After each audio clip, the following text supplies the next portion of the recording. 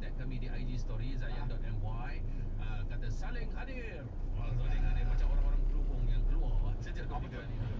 Ini orang berhubung ni saya ulang balik daripada semalam kan, sebab Fadilah Azwan yang mendengar